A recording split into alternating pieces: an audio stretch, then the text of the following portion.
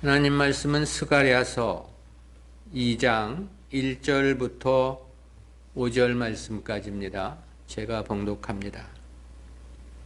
내가 또 눈을 들어 본즉 한 사람이 청량줄을 그 손에 잡았기로 네가 어디로 가느냐 물은즉 내게 대답하되 예루살렘을 청량하여 그 장광을 보고자 하노라 할 때 내게 말하는 천사가 나감에 다른 천사가 나와서 그를 맞으며 이르되 너는 달려가서 그 소년에게 고하여 이르기를 예루살렘에 사람이 거하리니 그 가운데 사람과 육축이 많으므로 그것이 성곽 없는 촌락과 같으리라. 여호와의 말씀에 내가 그 사면에서 불성곽이 되며 그 가운데서 영광이 되리라. 아멘.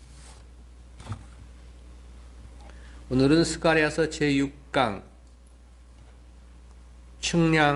청량줄을 잡은 한 사람이라는 제목으로 말씀을 듣습니다.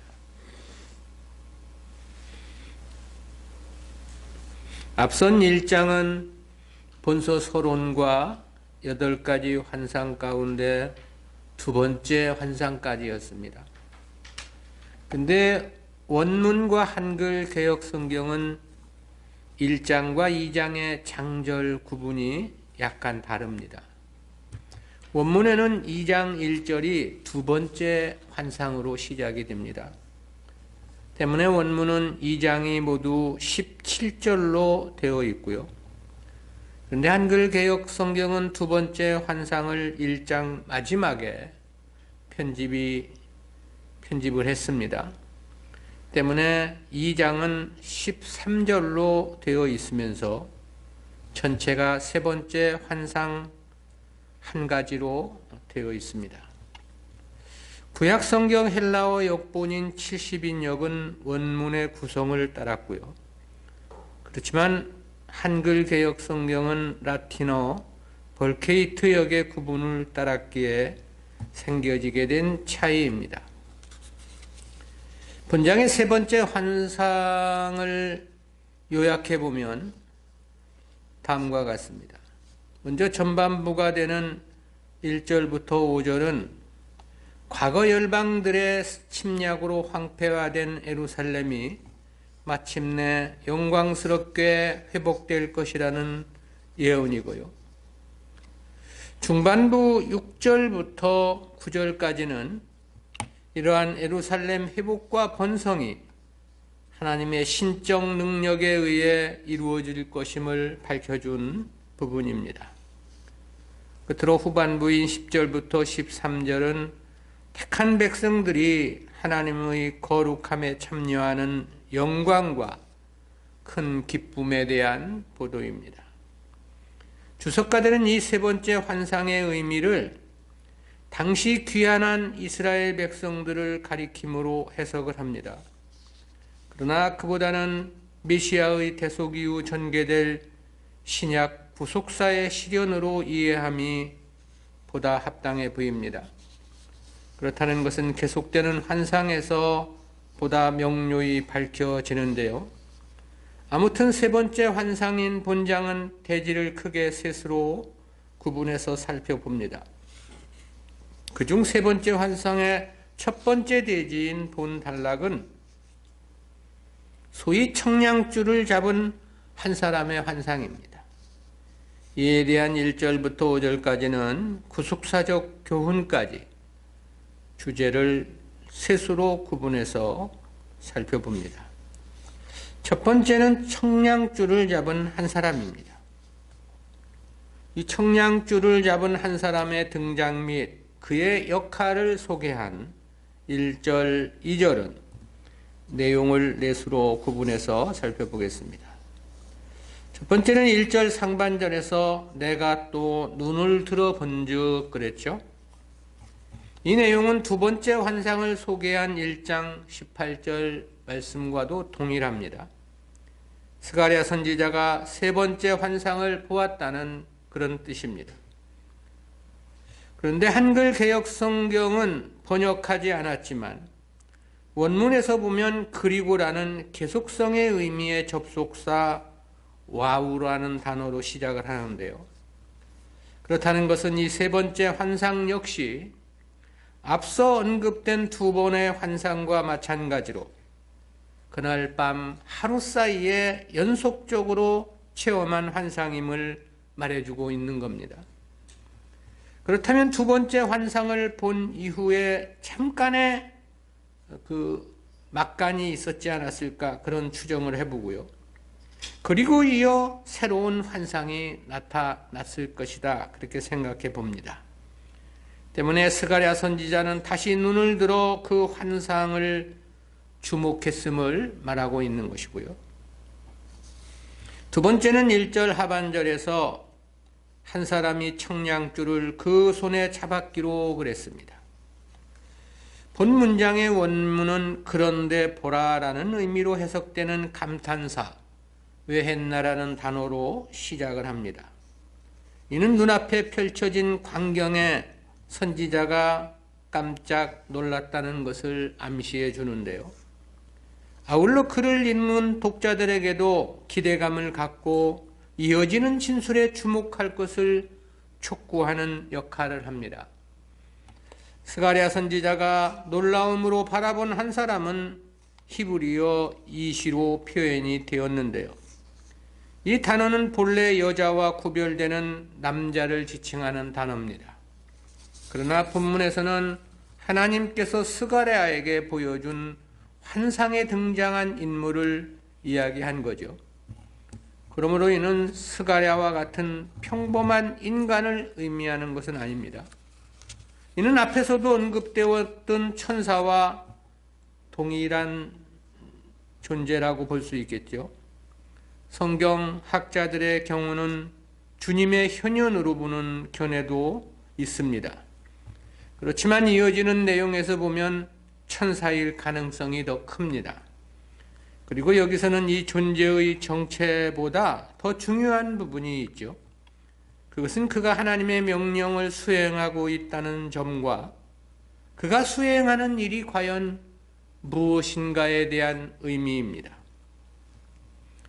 그에 대해서 그 사람의 손에 청량줄이 들려있다, 그렇게 말씀합니다. 이 중 청량으로 번역된 히브리어 믿다라는 단어는 문자적으로 측정, 측량, 길이, 규모 등의 뜻을 나타내는 단어입니다. 즉, 이 청량줄은 건물을 지을 때 건물의 길이와 높이를 좀 정확하게 측정하기 위해 사용하는 줄을 가리킨 거죠. 그렇다면 이는 예루살렘 성읍이 재건될 것을 암시해주는 환상임을 우리가 직감할 수 있습니다. 셋째는 2절 상반절에서 내가 어디로 가느냐 물은즉 그랬습니다. 이는 스가랴 선지자가 천사에게 던진 질문이지요. 즉 환상에서 청량줄을 잡은 한 사람을 향해 스가랴가 어디로 가느냐고 질문을 한 겁니다. 스가랴 선지자는 이 문제에 대해서도 깊은 관심을 나타냈던 거죠. 때문에 하나님께서 알려주시기 이전에 먼저 질문을 했던 것입니다. 이는 그가 하나님의 뜻에 얼마나 적극적인 관심과 반응이었는지를 보여주는 중요한 대목이기도 하고요. 앞서도 말했지만 하나님 말씀에 대한 관심은 성도라면 누구라도 이와 같아야 한다, 그런 말씀을 우리가 생각해 보았죠. 넷째는 2절 하반절에서 내게 대답하되 예루살렘을 청량하여 그 장광을 보고자 하노라 그랬습니다. 이는 스가랴의 질문에 청량줄을 잡은 그 한 사람이 대답한 말입니다. 즉 예루살렘을 청량하고자 한다는 답변인 거죠. 당시 예루살렘은 BC 586년에 무너진 이후 재건되지 않은 채로 있었습니다. BC 537년에 수룹바벨의 지도하에 제1차 귀환한 귀환민들은 가장 먼저 성전 재건을 돌입했었습니다. 그러나 사마리아인들의 방해로 중단이 되었고 그 이후 성전 재건은 엄두도 내지 못하고 있었습니다. 그렇지만 하나님은 이미 그 계획을 세우고 있었다는 것을 말해주고 있는 거고요. 때문에 그 계획에 따라 현재 성전 재건이 시작되었다는 것을 밝혀주고 있다. 그렇게 해석할 수 있겠습니다. 한편 여기서 장광할 때 이 광으로 번역된 히브리어 로바흐는 넓이나 폭이나 두께 등의 의미를 나타내는 단어입니다. 그리고 장에 해당하는 기브노 오레크는 길이를 나타내는 일반 명사이고요. 따라서 이는 예루살렘의 폭과 길이가 얼마인지 보고자 한다는 그런 뜻입니다. 이는 무엇보다 문자적으로는 예루살렘을 재건하려 하신다는 하나님의 뜻을 분명히 나타냄이라고 말할 수 있겠습니다. 한편 이와 유사하게 계시록 21장 15절부터 17절에도 보면 주님께서 새 예루살렘을 청량하시는 광경이 사도 요한의 환상을 통해 소개되고 있습니다. 그렇다는 측면에서도 보면 역시 본문은 선민에 대한 완전한 회복을 계획하고 또 설계하셨다는 것이 됩니다. 역시 여기서 이러한 말씀을 주시는 것은 성전 재건을 시도하고 있는 당시 귀환민들에게 위로와 용기를 주시기 위함이라고 말할 수 있겠고요. 궁극적으로는 하나님의 구속사는 반드시 성취될 것이라는 것이 본 환상에서 나타내주는 핵심적인 주제입니다. 두 번째는 선민의 회복 및 하나님의 보호입니다. 본달락은 한 천사가 스가랴에게 예루살렘의 번영과 하나님의 임재를 예언하는 내용인데요. 이에 대한 3절부터 5절까지는 세 단락으로 구분해서 살펴보겠습니다. 첫 번째는 선지자에게 말한 천사와 다른 천사의 등장입니다. 이에 대해서는 3절에서 그렇게 보도했습니다. 내게 말하는 천사가 나가매 다른 천사가 나와서 그를 맞으며 본절의 한글 개역 성경은 번역하지 않은 히브리어 웨힌네란 단어로 시작합니다. 이는 보라 또는 주목하라는 감탄사로서 현재의 환상 장면에 독자들의 이목을 집중시키기 위한 표현입니다.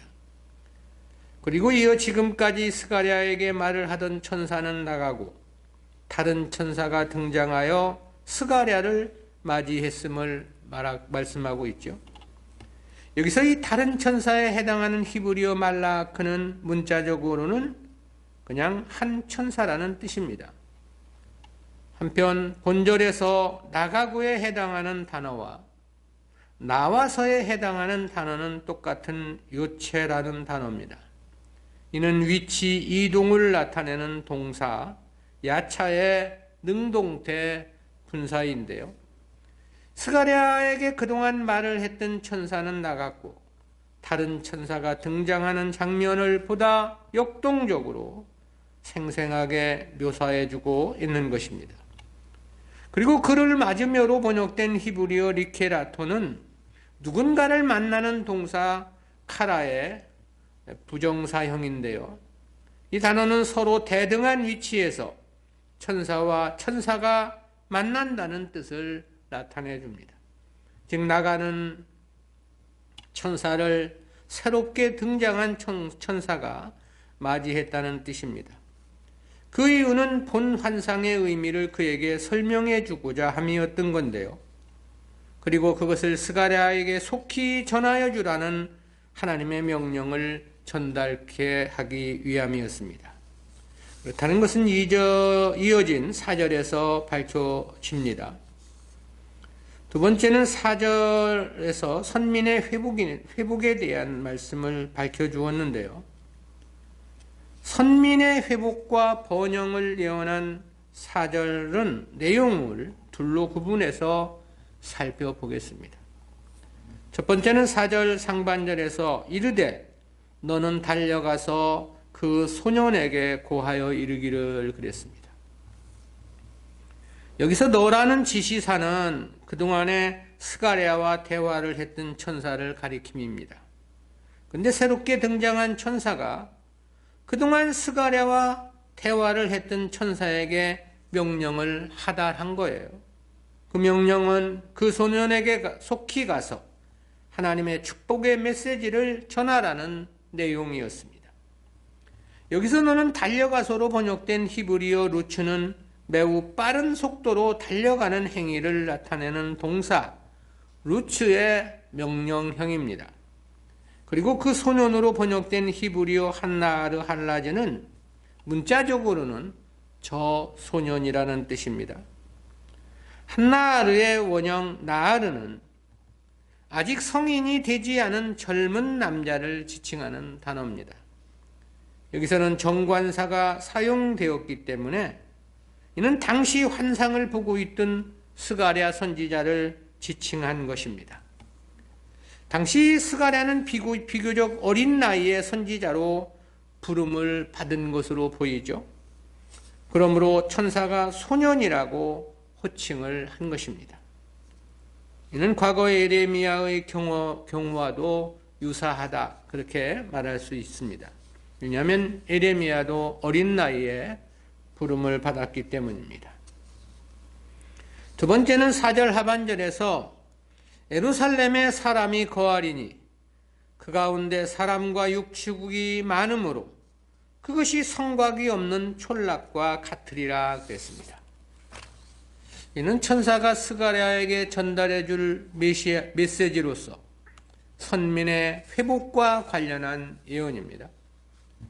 예루살렘은 바벨론에 멸망당한 이후 사람들이 다 사라지고 가축이 보이지 않는 등 사실상 폐허로 방치된 도시였습니다. 그러나 하나님께서 고레스 왕을 통해서 바벨론을 멸하시고 저의 마음을 감동시키시어 유다 백성들의 귀환을 돕게 하셨지요. 그로 인해 포로된 자손들 일부가 예루살렘으로의 귀환을 하게 되었던 거죠. 그러나 실상 이때까지만 하더라도 아직 완벽한 민족의 회복을 이루지는 못했습니다. 성전도 재건하지 못했고 성벽은 꿈도 꿀 수 없는 상태였습니다. 그런데 하나님은 본 환상을 통해서 예루살렘 성읍에 사람과 가축이 수를 헤아릴 수 없을 만큼 많아질 것을 예언한 것입니다. 따라서 이는 분명 완전한 선민의 회복을 선언한 말씀이라고 말할 수 있겠는데요. 근데 선민의 회복을 말씀하면서 성곽 없는 촌락과 같으리라 그랬단 말이죠. 이에 해당하는 히브리어 원형 페라자는 구약 성경에서 단 2번밖에 사용되지 않은 단어입니다. 성내와 성밖을 구분하는 성곽이 존재하지 않는 광활한 성읍 또는 평원을 의미합니다. 그만큼 선민의 번영과 번성이 심히 광대할 것이라는 뜻입니다. 왜냐하면 어느 정도의 성곽이 있는 성읍에서는 도저히 그 많은 사람들과 가축들을 다 수용할 수가 없기 때문에 성곽이 없을 것을 말씀했던 거죠. 근데 사실 본문의 이러한 예언은 구약시대 후반부에도 이루어지지 않았고요. 20세기 중반 이스라엘이 정치적으로 회복된 오늘날에 이르기까지도 성취되지는 않았습니다. 때문에 이와 관련한 여러 가지 해석들이 분분한데요. 첫째는 이 예언이 미래에 성취될 것으로 보는 견해가 있습니다. 그중에 세대주의 학자들의 주장은 훗날 천년 왕국이 지상에서 문자적으로 성취됨을 예언한 것이라고 주장을 합니다. 두 번째는 이 예언이 발전적 구속사의 측면에서 영적 이스라엘인 신약교회를 통해 성취된다고 보는 견해가 있고요. 이는 오늘날 개혁주의 신학자들 대부분이 지지하는 견해입니다. 세 번째는 이 예언이 종말론적으로 예언될 새 예루살렘을 통해 영적으로 성취될 것으로 보는 견해가 있는데요. 이 중에 세대주의자들의 견해가 합당치 못한 것은 이 예언이 문자적 의미의 예언이 아니라 환상으로 주어진 상징이라는 점에서 볼 때 그렇습니다. 그리고 실제 성경에서 천년왕국이 문자적으로 지상에서 이루어질 것이라는 것도 전혀 성경적 근거가 없는 잘못된 해석에서 비롯된 주장이기 때문입니다. 세 번째 주장이 예언의 복합성이라는 측면에서는 새하늘 새 땅으로 그렇게 해석할 수 있을지도 모르겠습니다. 그러나 이는 구원이 완성되는 새하늘 새 땅에서 이루어지를 말씀한 것은 아니고요. 때문에 세 가지 견해 중에 두 번째 견해가 가장 합당하다고 볼 수 있습니다. 신약 시대를 가리킨 표현이다라는 것이죠. 그것은 이어지는 환상에서도 확인이 가능합니다. 세 번째로는 선민에 대한 완전한 보호입니다. 앞선 4절 내용은 선민의 완전한 회복과 관련한 말씀이었고요. 이어진 5절은 회복된 선민에 대한 하나님의 완전한 보호하심에 대한 예언입니다. 이를 기록한 5절은 내용을 둘로 구분해서 살펴봅니다. 첫 번째는 5절 상반절에서 여호와의 말씀에 내가 그 사면에서 불성곽이 되며 그랬습니다. 앞선 4절에서는 예루살렘의 사람과 가축이 너무 많아서 물리적인 성곽이 의미가 없을 것을 말씀을 했죠. 그런데 본문에서는 하나님께서 친히 그 성곽이 되어주실 것을 약속하신 것입니다. 그러면서도 하나님께서 이 일의 확실한 보증을 강조하시고자 내가에 해당하는 와안이란 인칭 대명사를 본절 서두에서 사용을 했습니다. 본래 히브리어에서는 동사 표현에 이 동작의 주체가 누구인가를 밝히는 주어가 표시되어 있습니다. 그러므로 인칭 대명사는 강조적 의미를 나타내는 경우를 제외하고는 사용하지 않는 문법인데요. 근데 여기서 여호와 뒤에 이 와안이라고 하는 나라고 하는 인칭 대명사를 사용한 것은 그 일을 행하실 하나님 자신을 특별히 강조하기 위한 목적이 있는 것입니다. 아울러 이 단어에는 왜냐하면이라는 의미로 사용될 수 있는 접속사 와우가 포함되어 있습니다. 따라서 이는 왜 예루살렘에 성곽이 없느냐는 문제와 관련해서 하나님께서 불성곽이 되어주실 것이기 때문이라는 의미로 이해할 수 있는 것입니다. 한편 이 불성곽으로 번역된 히브리어 호마트에시 사비브라는 단어는 사면을 두른 불의 성곽이라는 그런 뜻입니다. 이는 성곽 자체가 불로 되어 있다는 뉘앙스를 전달합니다.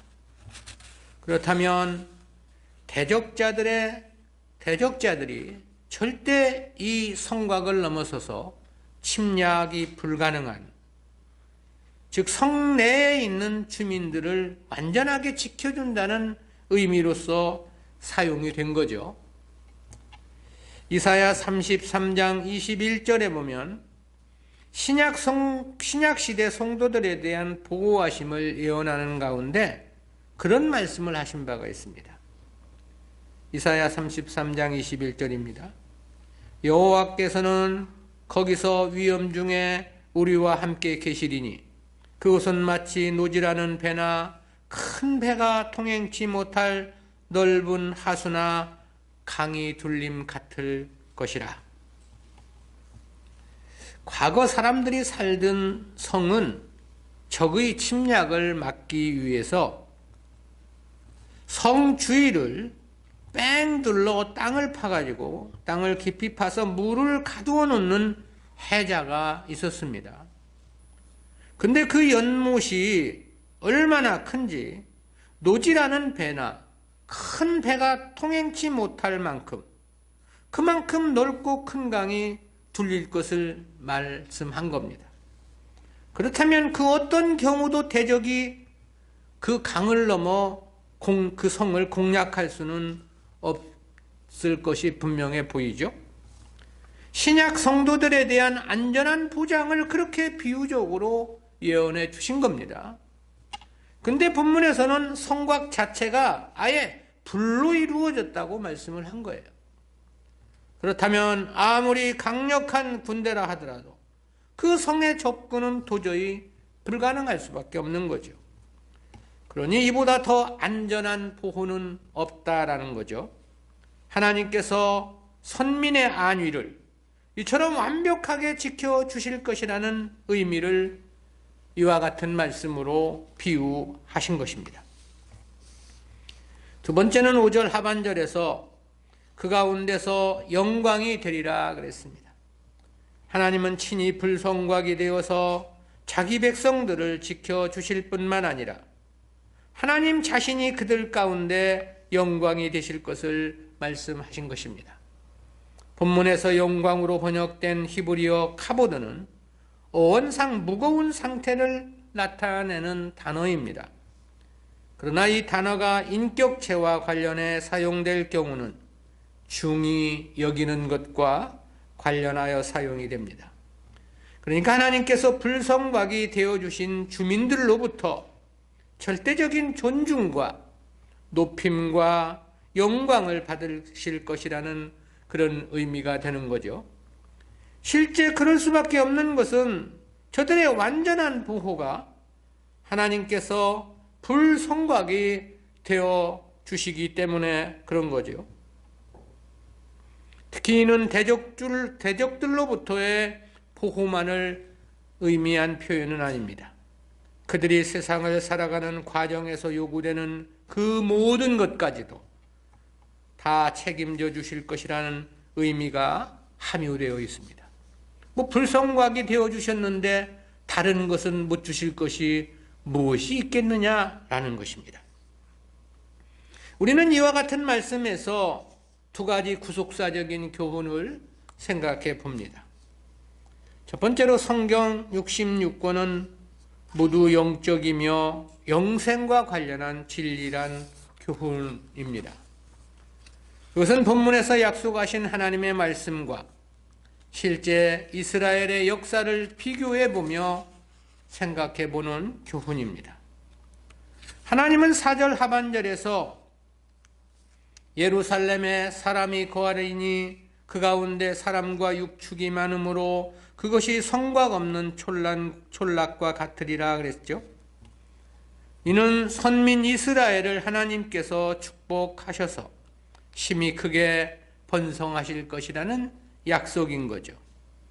또 5절 상반절에서는 여호와의 말씀에 내가 그 사면에서 불성곽이 되며 그랬습니다.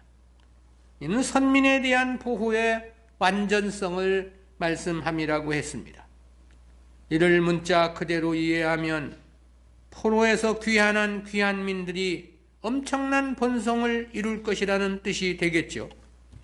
또 다시는 이방국들로부터의 그 어떤 침략도 없을 것이라는 의미이기도 하고요. 그러나 실제 역사에서 보면 전혀 그렇지를 않았다는 것이 성경에서 나타내주고 있는 이스라엘의 역사입니다. 이때 시작한 성전 재건은 무난히 4년 만에 마칠 수가 있었습니다. 그러나 그 이후 역사는 오히려 파란의 역사라고 말할 수밖에 없습니다. 그렇다는 사실을 가깝게는 느헤미야서의 기록에서 우리가 확인할 수 있죠. 느헤미야 1장 2절 3절 말씀입니다. 나의 한 형제 중 하나니가 두 사람과 함께 유다에서 이를 얻기로 내가 그 사로잡힘을 면하고 남아있는 유다 사람과 예루살렘 형편을 물은즉 저희가 내게 이르되 사로잡힘을 면하고 남은 지가 그 도에서 큰 환난을 만나고 남은 자가 그 도에서 큰 환난을 만나고 능욕을 받으며 예루살렘 성은 회파되고 성문들은 소화되었다 하는지라 그랬습니다. 이 말씀에서 보면 이 귀한 민들은 매우 엄중한 환난과 능욕을 받고 있다는 것을 알 수 있죠.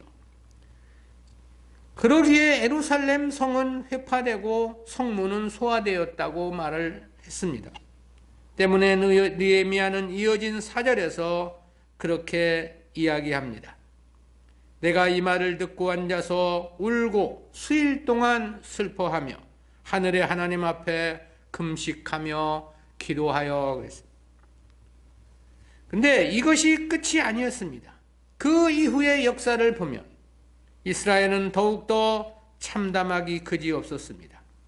그것은 그 후 400년의 참혹한 암흑기가 그것을 말해주고 있고요.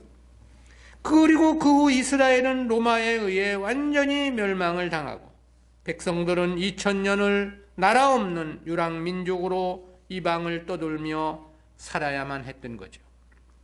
그러니 본문에서 이 하나님의 약속에서 보면 전혀 이 약속은 지켜지지 않은 것이라고 말할 수밖에 없습니다. 불성곽이 되어 주셨느냐는 거죠. 그렇다면 하나님 말씀은 거짓이라는 말인가? 그럴 수는 없는 거죠. 때문에 성경은 문자적으로만 해석해서는 안 되는 것이며 육신적인 시각이나 세속적 관점에서 이해를 해서도 안 됩니다. 왜냐하면 실제 성경은 모두 영적이며 영생과 관련한 교훈이기 때문입니다. 그래서 주님은 요한복음 6장 63절에서 내가 너희에게 이른 말이 영이요 생명이라고 말씀하신 바 있죠. 주님께서 하신 모든 말씀은 육신적인 거나 세상적 개념이 아니라는 것입니다. 영적인 의미이고 영원한 영생과 관련한 말씀이라는 그런 뜻입니다. 그러므로 성경을 단순히 문자적인 의미나 육신적인 시각이나 세속적 관점에서 바라보면 안 됩니다. 그렇게 되면 성경의 왜곡은 불가피할 수밖에 없기 때문입니다. 이스라엘 백성들이 주님을 메시아가 아니라고 십자가에 못 박아 죽인 원인이 바로 여기에 있습니다. 저들은 메시아에 대한 선지자들의 예언을 자신들의 민족적 관점에서 해석을 했습니다. 다시 말하면 세속적 관점에서 해석을 한 것입니다. 때문에 그들은 메시아가 오시면 자기 나라를 로마의 압제에서 해방시켜 주실 것이라고 굳게 믿고 있었던 거예요. 때문에 주님께서 오셔서 메시아의 표적을 행하셨을 때는 수많은 무리가 따르며 주님을 임금 삼고자 했다고 그랬습니다. 그런데 주님은 도리어 이스라엘의 잘못된 신앙만을 지적하실 뿐 민족의 해방에 대해서는 아무런 것도 행하신 바가 없습니다. 때문에 저들은 도리어 이제는 절대 주님은 메시아가 아니라고 생각을 했던 것입니다. 그랬기에 결국은 주님을 이단 괴수라고 정죄해서 십자가에 못 박아 죽였던 것이죠. 바로 이것이 영적인 시각으로 성경을 바라보는 것과 육신적인 시각에서 성경을 바라보는 것의 차이인 것입니다. 성경 66권은 모두 영적이며 영생과 관련한 교훈입니다. 때문에 성경은 언제나 구속사적 관점에서 바라보아야만 하고 해석해야만 하는 것입니다. 그리할 때 성경에 대한 바른 해석이 가능하고 하나님 뜻에 합당한 삶이 가능하기 때문입니다. 두 번째는 성도의 구원의 완전성입니다. 이는 본문 예언이 나타내주고 있는 영적인 의미인데요. 4절 하반절에서는 예루살렘에 사람이 거하리니 그 가운데 사람과 육축이 많으므로 그것이 성곽 없는 촌락과 같으리라 그랬습니다.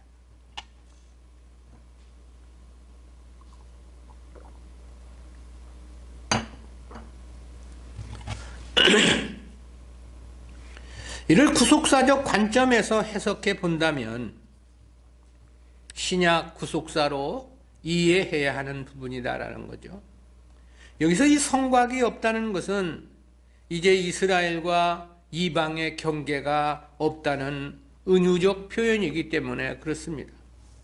그리고 5절 상반절에서는 여호와의 말씀에 내가 그 사면에서 불성곽이 되며 그랬습니다. 이는 그리스도의 대속의 은혜와 세상 끝날까지 함께 주시는 성령의 은혜를 가리킨 비유적 표현입니다. 다시 말하면 완성된 완전한 구원과 하나님의 보호하심의 완전하심을 상징적으로 표현해 주신 거죠. 하나님 백성들에게 이 죄와 죄책에 대해서 전혀 염려할 바 없는 절대적이며 필연적인 구원을 말씀하심인 것입니다. 다시 말하면 택한 백성들에게 구원은 절대 실패 불가능한 불가항적적 은혜라는 진리인 거죠. 왜냐하면 하나님께서 저들의 불성곽이 되어줄 것을 약속하셨기 때문입니다. 그래서 바울이 그렇게 논증을 한 바 있죠. 로마서 8장 33절부터 35절입니다. 누가 능히 하나님의 택하신 자들을 송사하리요? 의롭다 하시는 이는 하나님이시니 누가 정죄하리요? 죽으실 뿐 아니라 다시 살아나시는 이는 그리스도 예수시니 그는 하나님 우편에 계신 자요 우리를 위하여 간구하시는 자시니라. 누가 우리를 그리스도의 사랑에서 끊으리요? 환난이나 곤고나 핍박이나 기근이나 적신이나 위험이나 칼이랴.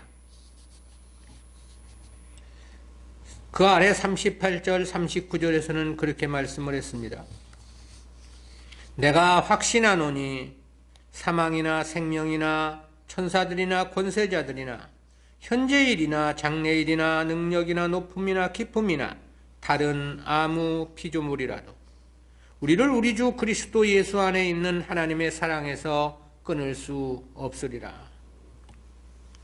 어떻게 해서 택하신 백성들은 그처럼 그 어떤 것으로도 그리스도의 사랑에서 끊을 수 없는 것인가? 그 이유는 매우 간단합니다. 본문에서 표현대로라면 하나님이 불성곽이 되어주시기 때문이라고 말할 수 있고요. 이사야서의 표현으로 보면 성도들 주변에 그 누구도 건들 수 없는 넓은 강으로 해자를 파서 보호해 주시기 때문이라고 말할 수 있고요. 그것을 직접적으로 답을 한다면 대표제에 의한 구속언약과 성도들의 대표로서 구속언약을 완성하신 주님의 공로 때문이라고 말할 수 있는 거죠. 이 부분에 대해서 사도 요한은 요한일서 5장 18절에서 그렇게 증언을 했습니다. 하나님께로서 난 자마다 범죄치 아니하는 줄을 우리가 아노라. 하나님께로서 나신 자가 저를 지키심에 악한 자가 저를 만지지도 못하느니라. 악한 자가 만지지도 못하도록 불성곽이 되어 주신 거죠. 성도가 이 구원에 대해서 결코 염려할 것 없다라는 것입니다. 오직 기쁨으로 이 세상을 이기며 살아가면 되는 겁니다. 오직 감사함으로 주님을 위해 살아가기만 하면 되는 것입니다. 이 은혜는 온 세상을 주고서도 다 갚을 수 없는 너무너무 큰 은혜인 것이고요. 때문에 우리의 목숨 10개, 100개를 드린다 하더라도 완전한 갚음이 불가능한 너무나도 광대한 은혜인 것입니다. 우리가 과연 이 불성곽이 되어주신 주님의 은혜를 입은 그들의 백성이 분명한가? 그렇다면 우리가 주님을 위해 사는 것은 너무나도 당연한 현상이다라는 거고요. 조금 힘들고 어렵다고 짜증내며 믿음의 시험 들 일이 아닌 것입니다. 성경은 그렇게 말씀하고 있습니다. 빌립보서 1장 29절입니다. 그리스도를 위하여 너희에게 은혜를 주신 것은 다만 그를 믿을 뿐만 아니라 또한 그를 위하여 고난도 받게 하려 함이니라. 어렵다고 하나님이 나를 사랑해 주지 않는가? 조금 힘들다고 왜 나에게는 고난만 주시는가? 짜증내서는 안 된다는 거죠. 그래서 바울은 그 수많은 고난을 겪어내면서 그렇게 고백하지 않았습니까? 로마서 14장 8절입니다. 우리가 살아도 주를 위하여 살고 죽어도 주를 위하여 죽나니 그러므로 사나 죽으나 우리가 주의 것이로라.